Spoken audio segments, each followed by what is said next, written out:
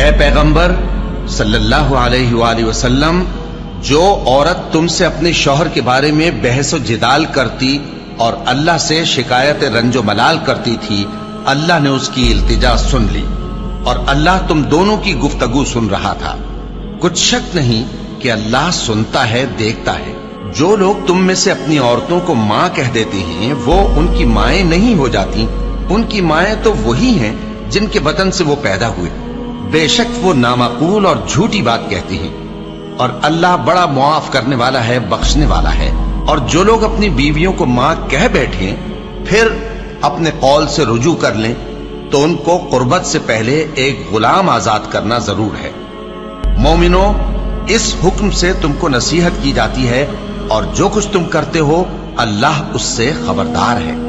اب جس کو غلام نہ ملے وہ قربت سے پہلے لگاتار 2 مہینے کے روزے رکھے، پھر جس کو اس کا بھی مقدور نہ ہو اسے 60 محتاجوں کو کھانا کھلانا چاہیے۔ یہ حکم اس لیے ہے کہ تم اللہ اور اس کے رسول کے فرما بردار ہو جاؤ، اور یہ اللہ کی حدیں ہیں، اور نہ ماننے والوں کے لیے درد دینے والا عذاب ہے۔ صحابی ہیں اوس بن صامت، انہوں نے اپنی بیوی کو طلاق دے دی۔ ایک طلاق تھی جاہلیت کی جس میں یوں کہا جاتا تھا تو میری ماں کی طرح ہے، تو اس پر طلاق ہوتی تھی جاہلیت میں۔ ایسی طلاق کہ کبھی دوبارہ نکاح نہیں ہو سکتا، کہیں اور نکاح ہو کے طلاق ہو کے بھی نہیں ہو سکتا، یہ ایسی طلاق تھی۔ وہ آئیں دوڑی دوڑی اللہ کے نبی کے پاس، رسول اللہ، حضرت عائشہ کنگھی کر رہی تھی، یا رسول اللہ میرے خامن نے مجھے کہہ دیا تو میری ماں کی طرح ہے، اب کیا ہوگا؟ تو چونکہ شرعی حکم موجود نہیں تھا، آپ نے رواج پر فرمایا خولا، طلاق ہو گئی۔ کہ یا رسول اللہ آپ نظر ثانی فرمائیں، انہو ابو ولدی وحب الناس الی، وہ میرے بچوں کا باپ، ہماری آپس میں بہت محبت ہے، اس نے غصے میں کہہ دیا ہے۔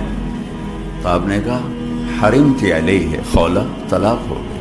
ان کا یا رسول اللہ اکل مالی وافنا شبابی ونثرت له بطنی وتفرق اہلی، یا رسول اللہ میرا بڑھاپا آ چکا ہے، میرے ماں باپ مر چکے ہیں، میرے چھوٹے چھوٹے بچے ہیں، میری جوانی ختم ہو چکی ہے، مال میرے پاس کوئی نہیں، اگر یہ طلاق ہوتی تو میں کہاں بیٹھوں، مجھے کون سہارا دے؟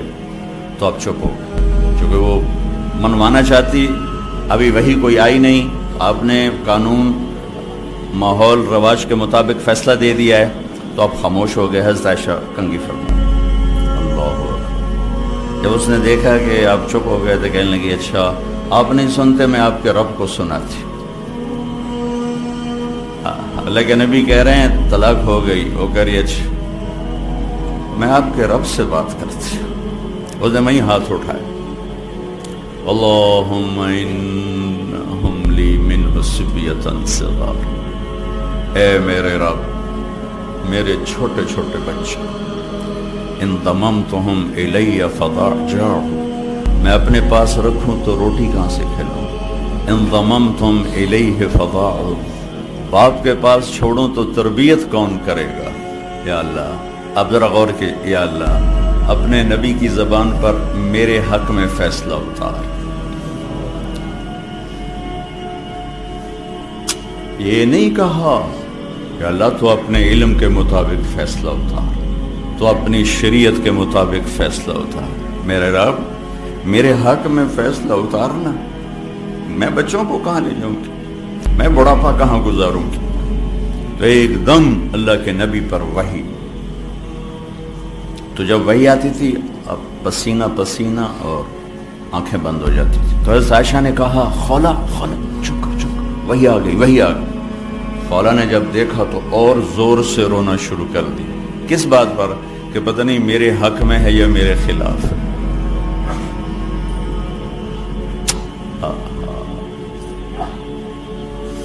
جب وحی ختم ہوئی تو آپ نے پسینہ پہنچا اور مسکراتے ہوئے فرمایا خولا تجھے مبارک ہو، اللہ نے تیرے حق میں فیصلہ دے دیا۔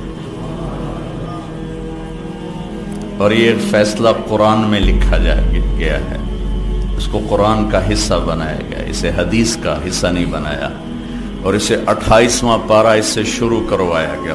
28واں پارہ سورہ مجادلہ، نام ہی مجادلہ رکھا، مجادلہ جھگڑا کرنے والی عورت، جھگڑا کرنے والی، اللہ کے نبی سے جھگڑا نامی مجادلہ ہے۔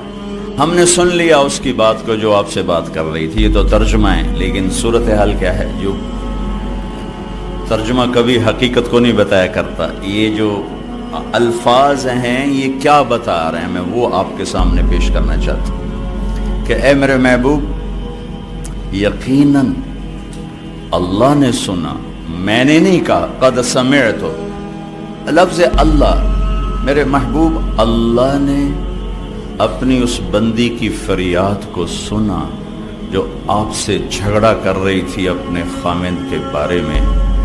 آپ انکار کر رہے تھے، وہ اقرار کروا رہی تھی، اور اس عدالت میں میں بھی موجود تھا، اور میں نے یہ فیصلہ اپنی بندی کے حق میں کر دیا، اور اس طلاق کو ختم کر دیا، اور اس کا جرمانہ رکھ دیا۔